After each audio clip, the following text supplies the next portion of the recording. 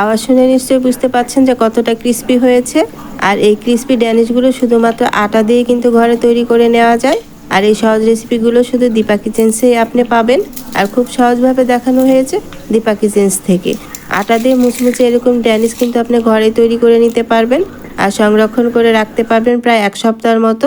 আর যখনই ঘরে মেহমান আসবে বের করে দিতে পারবেন আর নিজেও খুব মজা করে খেয়ে নিতে পারবেন। আসসালামু আলাইকুম, কেমন আছেন সবাই? চলুন তবে শুরু করা যাক। আর এই ড্যানিশগুলো তৈরি করার জন্য এখানে আমি নিয়ে নিয়েছি 1 কাপ আটা। আপনি চাইলে ময়দাও নিতে পারেন।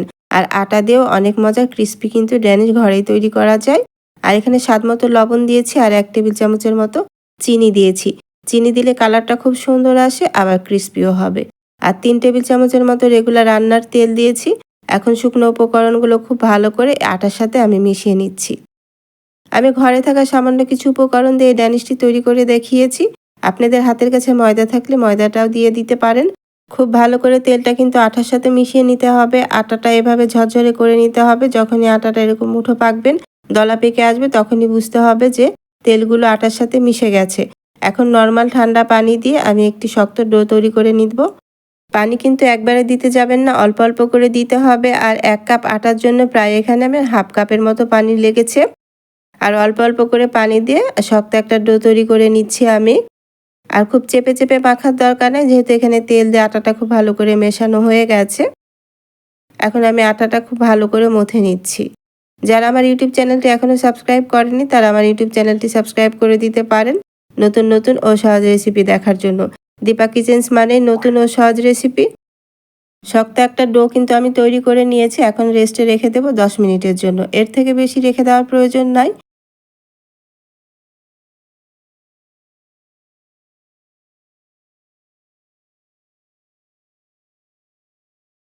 10 মিনিট পর আমি ফিরে আসছি। এদিক থেকে আমি একটি গোলা তৈরি করে নিচ্ছি। আমি 3 টেবিল চামচের মতো কর্নফ্লাওয়ার দিয়েছি আর 3 টেবিল চামচের মতো রেগুলার রান্নার তেল দিয়েছি। আর এই মিশ্রণটা কিন্তু প্রয়োজন হবে এই ড্যানিশটা ক্রিস্পি করার জন্য। অবশ্যই এই মিশ্রণটা তৈরি করে নিতে হবে।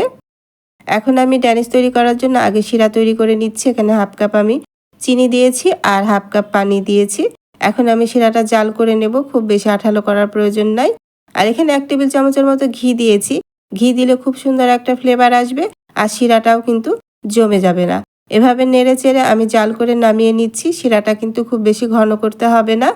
শিরাটা তৈরি হয়ে গেছে, এখন আমি নামিয়ে নিচ্ছি। আর এর থেকে বেশি জাল করলে শিরাটা জমে গেলে তখন কিন্তু ড্যানিশের মধ্যে রসটা যাবে না। এদিক থেকে আমি ডোটা দেখিয়ে দিচ্ছি, অনেকটাই সফট হয়ে গেছে দেখতে পাচ্ছেন। এখন আমি 1 কাপ আটা থেকে আমি 4টা লেচি কেটে নেব। আর এখানে আপনি যদি ড্যানিশগুলো বেশি করে বানাতে চান তাহলে আটা বা ময়দার পরিমাণটা একটু বাড়িয়ে নেবেন। এখানে আমি 4 ভাগে ভাগ করে নিয়েছি। ড্যানিশের ডোটি যদি আপনি 10 মিনিটের জন্য রেস্টে রেখে দেন তাহলে এমনিতেই সফট হয়ে যাবে। আমি এখন রুটি বেলে নেব 4টি। আপনি যদি ড্যানিশটা আরও বেশি পাতলা খেতে চান তাহলে 5টি লেচি কেটে নিতে পারেন, তবে ড্যানিশের জন্য রুটিগুলো এরকমই ঠিক আছে। আমি সামান্য পরিমাণে আটা দিয়ে আমি ছোট ছোট রুটি বেলে নিচ্ছি। আমি 4টি রুটি করে দেখিয়েছি। আমি নতুন রাঁধুনিদের জন্য সহজভাবে দেখানোর চেষ্টা করছি। আর যারা ব্যাচেলার আছেন তারাও কিন্তু সহজভাবে এই ড্যানিশটি তৈরি করতে পারবেন। বানানো কিন্তু খুবই সহজ। আর রুটিটা যে একবারে পারফেক্ট গোল হতে হবে এমনও নয়। এভাবে আমি 4টি রুটি বেলে নিয়েছি। এখন যে আমি আগে থেকে গোলাটা তৈরি করে রেখেছিলাম সেটা উপরে দিয়ে দিচ্ছি। উপরে খুব ভালো করে লাগিয়ে দিতে হবে, তাহলে কিন্তু এই ড্যানিশটা খুব বেশি ক্রিস্পি হবে। আর উপরে কিছুটা কর্নফ্লাওয়ার ছিটিয়ে দিচ্ছি। আপনার হাতের কাছে কর্নফ্লাওয়ারটা না থাকলে এখানে আটা বা ময়দাটা দিতে পারেন।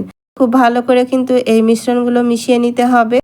একটার উপরে আরেকটা এভাবে রুটি দিতে হবে আর কর্নফ্লাওয়ারের গোলাটা দিতে হবে। আর উপরে এভাবে শুকনো কর্নফ্লাওয়ার অথবা আটা ময়দা যেটাই হাতের কাছে থাকে সেটা এভাবে ছিটিয়ে দেবেন। আমি 4টি এভাবে রুটি বেলে নিচ্ছি। আপনি চাইলে 5টি 6টিও একইভাবে বেলে নিতে পারেন। নতুনদের জন্য একটু সহজ করে দেখানো হয়েছে। এখন আমি রুটি বেলে নিচ্ছি। রুটিটা কিন্তু খুব চেপে চেপে বেলা যাবে না। রুটিটা যদি আপনি চেপে চেপে বেলেন তাহলে কিন্তু ভাঁজটা নষ্ট হয়ে যাবে, লেয়ারগুলো বোঝা যাবে না। আর রুটিটা যে আপনাকে গোল করতে হবে এমনও কিন্তু নয়। রুটিটা আমি বেলে নিয়েছি। এখন কিন্তু আমি রুটিটা কেটে নিচ্ছি, 1/2 ইঞ্চির মতো করে কেটে নিচ্ছি। ড্যানিশটা আপনি যত বড় করতে চান তত সেই রকম করে আপনি সাইজটা করে নেবেন। ড্যানিশগুলো যদি আপনি আরও বড় করতে চান তাহলে একটু চওড়া করে কেটে নিতে হবে।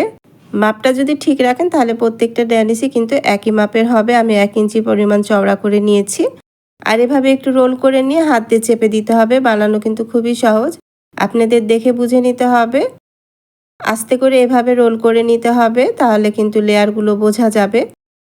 দেখে নিশ্চয়ই বুঝতে পারছেন যে অনেকগুলো লেয়ার তৈরি হয়েছে। আপনি যদি অনেকগুলো রুটি বেলতে ঝামেলা মনে করেন তাহলে একটি মাত্র রুটি বেলেও কিন্তু রোল করেও এরকম ড্যানিশ তৈরি করে নেওয়া যায়। আমার এই রেসিপিটিতেও আমার চ্যানেলে দেওয়া আছে, চাইলে কিন্তু দেখে আসতে পারেন। সহজভাবে আমি আটা দিয়ে তৈরি অনেক রেসিপি দেখিয়েছি। এভাবে আমি সবগুলো ড্যানিশ তৈরি করে নিচ্ছি, দেখতে পাচ্ছেন। খুব বেশি কিন্তু চাপাচাপি করা যাবে না, তাহলে লেয়ারগুলো বোঝা যাবে না। এখন আমি কিন্তু আলতো করে আবারও ছোট করে বেলে নিচ্ছি। একটু হাত দিয়ে চাপ দিলেও হবে। তাছাড়া ছোট একটা রুটি বেলে নিলে ড্যানিশগুলো আরও বেশি খাস্তা হবে আর একটু বড় হবে। আপনি চাইলে এভাবেও ভেজে নিতে পারেন, তবে যদি একটু রুটির মতো করে বেলে নেন তাহলে ড্যানিশটা বেশি খাস্তা হয়। এভাবে আমি ছোট ছোট রুটি বেলে নিচ্ছি।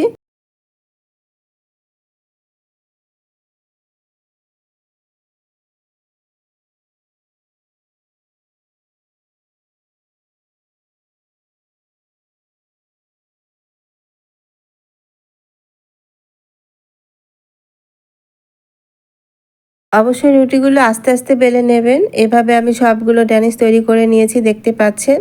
আর 1 কাপ আটা দিয়ে প্রায় 7-8টির মতো ড্যানিশ তৈরি হয়ে গেছে মাঝারি সাইজের। আর আপনি যদি ড্যানিশগুলো একটু ছোট করতে চান তাহলে কিন্তু প্রায় 10-12টির মতো ড্যানিশ তৈরি হয়ে যাবে। এখন আমি এই ড্যানিশগুলো ভেজে নেব। সেজন্য একটি পাত্রে আমি তেল গরম করে নিয়েছি, একেবারে মিডিয়াম গরম।